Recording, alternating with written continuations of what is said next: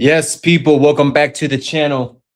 Welcome back to KGX to the Z TV. First and foremost, thank you, people. Big up yourself.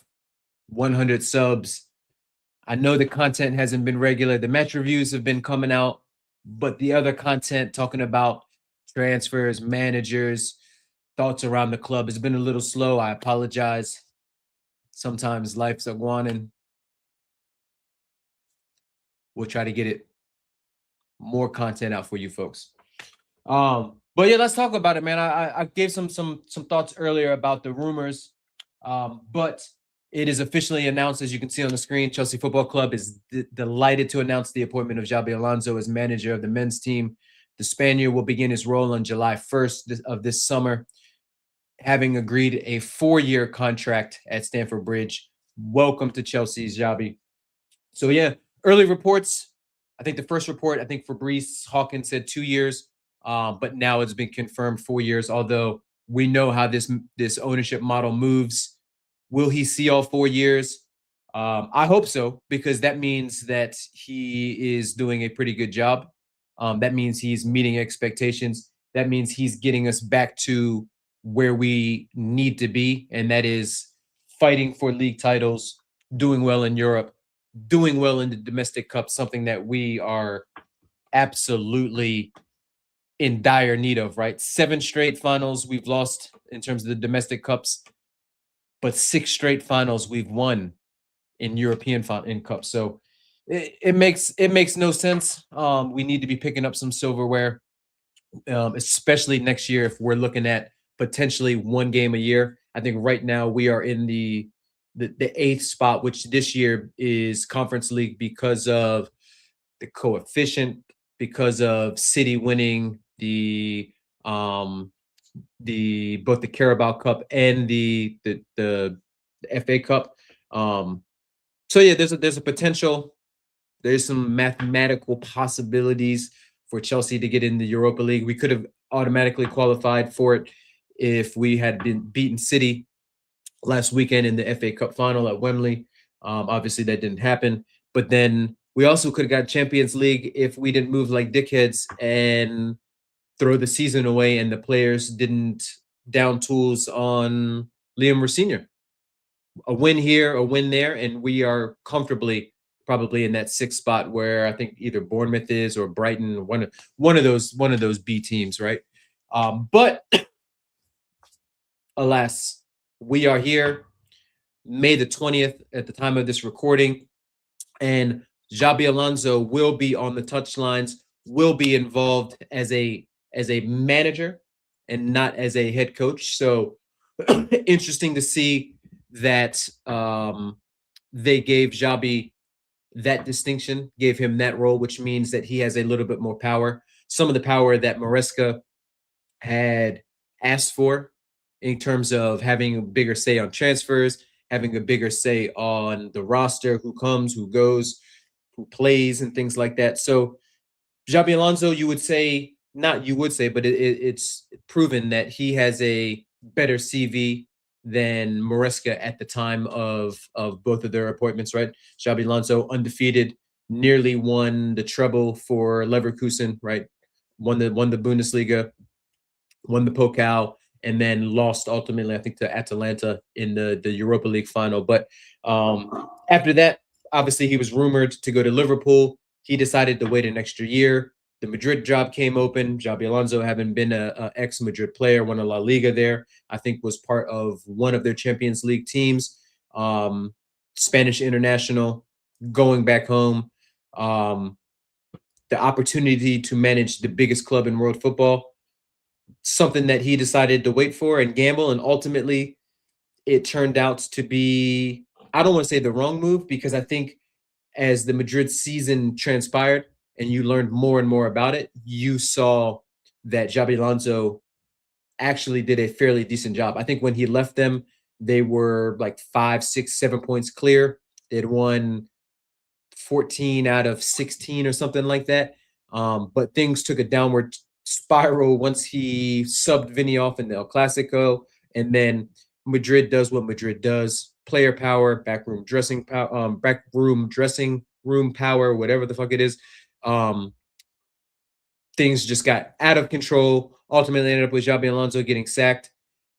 Arbeloa takes the job, completely tanks the season, gets dumped out of all the cups, gets dumped out of Europe, tanks the La Liga season, and ultimately a huge cleanup job for Jose Mourinho, who just got rehired by Florentino Perez to go back there. But long story short, Xabi Alonso, no suitors or no shortage of suitors, right? We know that Liverpool kept an eye on him, right? Ex-Liverpool player, won a Champions League there. I think won a FA Cup there.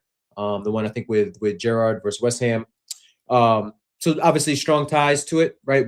We know that potentially if it was a choice between us and Liverpool, even though we beat them on nearly every transfer in terms of players, we know that that connection to Liverpool, the state of their squad, the fact that they are going to go out and probably spend another 200, 300 million this summer on experienced players, good players.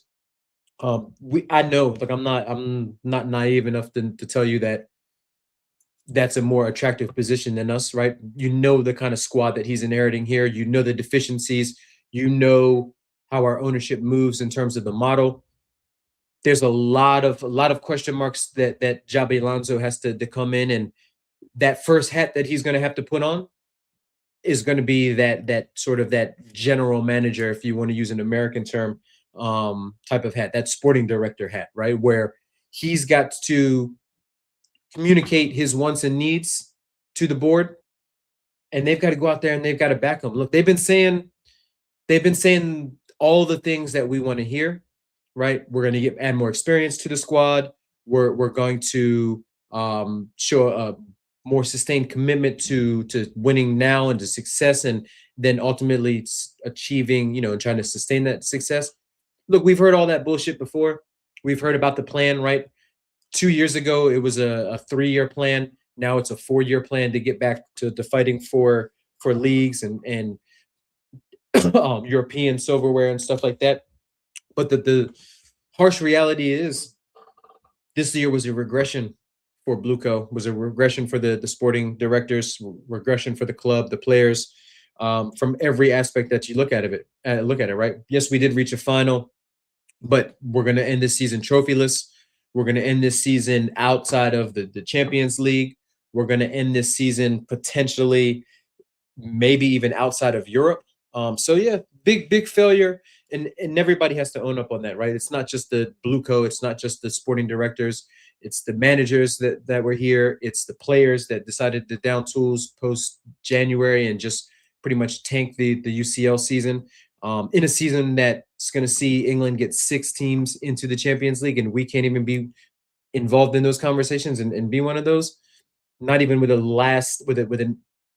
attempt on the last day to even win one of those or to get into the Champions League, depending on match week 38. Yeah, that's a huge disappointment, and something that Xabi Alonso is going to have to ultimately instill is trying to raise the standards back up, right? Frank Lampard used to talk about it all the time when he came back as manager, standards. And it wasn't, to the point of, look, we don't have world-class players like Frank, JT, Didier, Czech, and all those guys, but there still is a certain level of expectation at this club that you must meet, or else the fans like myself, like some of the other folks, match-going fans as well, we demand and we expect. I'm not saying we need to win the Prem every year, but we need to be in and around that conversation and involved in those kind of conversations every year. So yeah, it's a monumental task by Alonso. A lot of it is, like I said, is going to be determined in his success about what kind of recruitment we get, who goes out the door, right? No Europe, less money. That means we've got to raise some money with player sales. And look, we've got a huge squad. And if there's only one game a week, we don't need to carry as many players as we did or not this current year, but last year when we were in the Conference League, because the rotation won't be as much. What that means for some of the youngsters, I don't know. What formation Xabi Alonso is going to do. We know he played, 3 at the back with wing backs at Leverkusen, but he didn't always play like that at Madrid. And he said he's not married to a specific system. It's more so a ethos, a style of play, more so a way of how he sees or how he wants his football to be played. So we'll see. Like I said before on some other streams, I don't think our current roster that we have suits a 3 at the back or 5 at the back defensively. I don't think we have the fullbacks or the wingbacks for him. I don't think we have enough good center backs, right? We barely have 2 good center backs.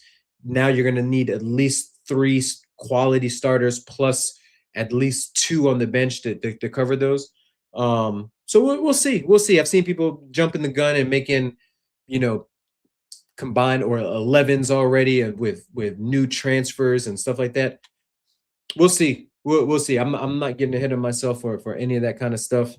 I just want to see what kind of how the board moves in the beginning part of the transfer window. I want to see who actually is serious about being here, right? If you read the reports, they'll say the last 2 games of the season, including that Spurs result, are about testing and seeing who should be here next year. I don't believe that. I don't believe these folks these players are trying out for their futures. I think Xabi Alonso has a good understanding. You watch Chelsea games, you have access to all of the games.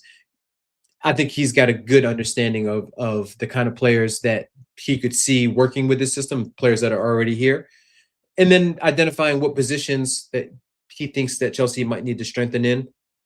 We know we've got some guys already coming in. Some I want to even say some guys, some kids.